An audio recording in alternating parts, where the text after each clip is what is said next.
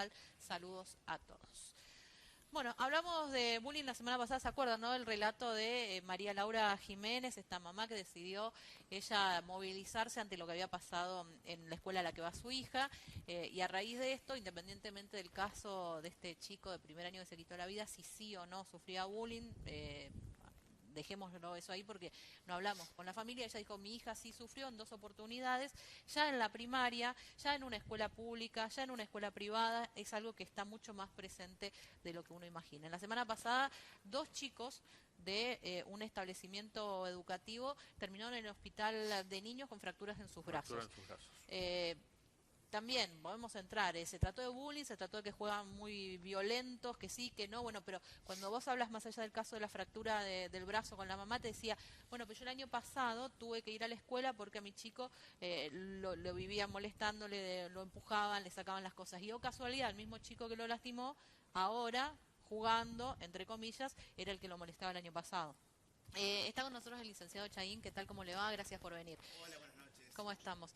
¿Sabe que hay un estudio, un observatorio argentino por la educación que dice que la percepción que tienen los docentes y las autoridades educativas en relación al bullying en las escuelas dista mucho de lo que viven los chicos cuando uno les pregunta, ¿hay discriminación en tu escuela? ¿Hay hostigamiento? ¿Las redes sociales? Los chicos dicen que sí, en un porcentaje altísimo, y los docentes dicen no es un problema tan grave. ¿Por qué?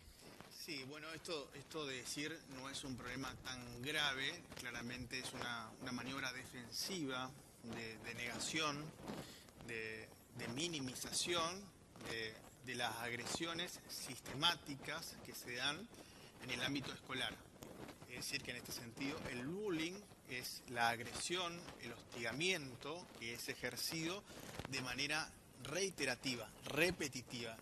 Esto que decías, bueno, qué casualidad, bueno, el mismo alumno agredido, ya fue agredido el año pasado, y esto se sigue repitiendo, claramente se pone en evidencia que el bullying está presente y no hay que negarlo. ¿Por qué un chico hace bullying a otro? Sí, generalmente las causas tienen que ver con la búsqueda de poder, la imposición de poder por parte del agresor, que va buscando de alguna manera minimizar, que va buscando aniquilar emocionalmente a su víctima, apartándolo del grupo. Es decir, que la intencionalidad del agresor es apartar al agredido de los compañeros. ¿Para qué? Para ejercer poder, para atraer poder incluso de los demás compañeros también. Pero que como para ser más popular, para ser el más malo, para más mala también, pues no es algo que pasa solo con ¿no? de chicos o de chicas.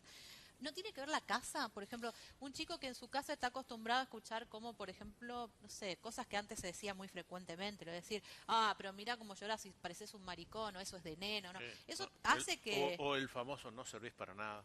Que Sí, muchas veces en forma equivocada se le dice del más grande al más chico, ¿no? sí, esto que están describiendo tiene que ver con que quien es víctima de agresiones en la casa pasa a ser victimario, es decir, pasa de una posición pasiva de sufrir agresión en el hogar a ser el agresor, es decir, de transformar una actitud pasiva en una actitud activa.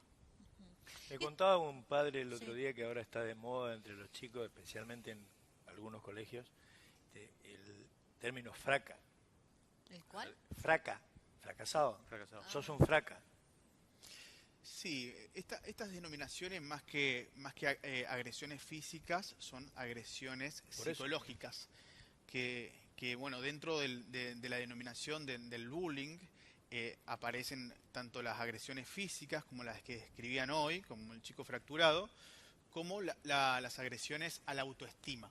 Es decir, estas etiquetas, estos rótulos apuntan directamente a destruir la autoestima de la víctima, es decir, a influir en la autopercepción, de que de ponerle una etiqueta, un rótulo y que la víctima se sienta mal. Es decir, Licenciado, sí, discutíamos sobre esto porque todos pasamos por la escuela primaria, todos pasamos por la escuela secundaria y siempre hubo esto en torno a lo que significaban las burlas, inclusive en la cuestión corporal, en tu habilidad o no habilidad para la práctica de algún deporte y siempre decimos, era común, era la cargada, eran las burlas.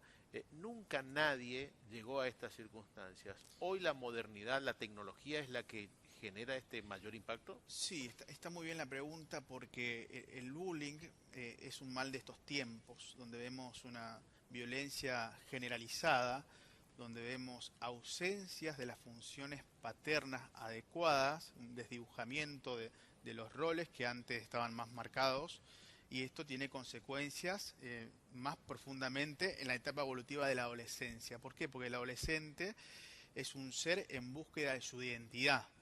Es decir, que está buscando su lugar en el mundo y este lugar en el mundo está dado principalmente, o debería estar dado por los padres. Es decir, los padres tienen que educar en ideales a los hijos para que estos ideales vayan formando identidades. Cuando los adolescentes no encuentran respuestas de ideales, de educación en las casas, van a buscar por sí mismos de alguna manera a través de comportamientos desviados, tachados y de violencia, como en el caso del bullying, de la agresión, para encontrar una identidad. Es decir, ya que no encuentra una identidad, busca ser incluso tener una identidad de agresor o de personalidad fuerte a través de la agresión.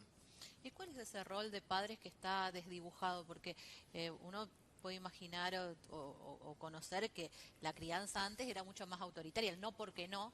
Era, no porque yo te digo, vos soy tu mamá, no porque yo te digo, soy tu papá y punto.